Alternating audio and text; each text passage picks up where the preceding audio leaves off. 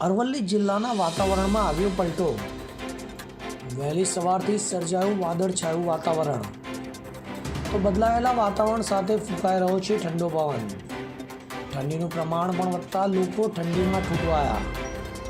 વાદળછાયા વાતાવરણને પગલે પાક ઉપર પણ ઊભો થયો ખતરો.